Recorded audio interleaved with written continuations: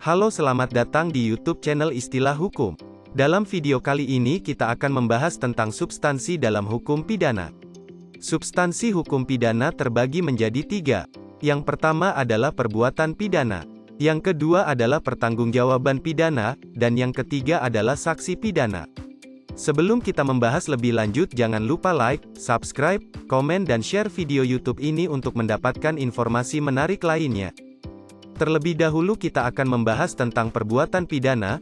Perbuatan pidana adalah perbuatan yang dilarang oleh suatu aturan hukum dan diancam dengan pidana tertentu bagi yang melanggarnya.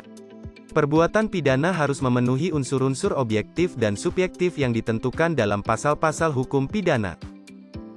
Selanjutnya, pertanggungjawaban pidana. Pertanggungjawaban pidana adalah kewajiban seseorang untuk mempertanggungjawabkan tindakan pidana yang dilakukannya di hadapan pengadilan dan menerima sanksi pidana yang dijatuhkan kepadanya, jika terbukti bersalah. Pertanggungjawaban pidana didasarkan pada unsur kesalahan, mens rea, yang melekat pada pelaku tindak pidana. Pertanggungjawaban pidana juga mencerminkan nilai-nilai moral dan kesusilaan yang berlaku dalam masyarakat.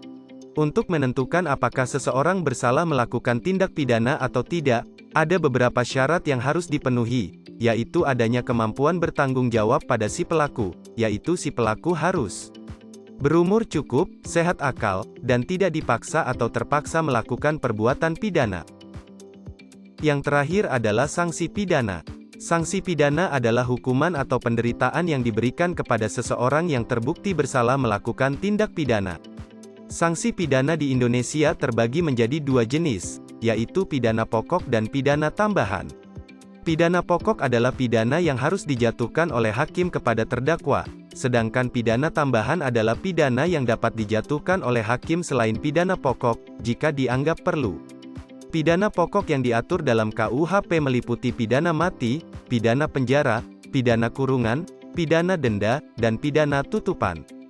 Sedangkan pidana tambahan yang diatur dalam KUHP meliputi pencabutan hak-hak tertentu, perampasan barang-barang tertentu, dan pengumuman dari putusan hakim.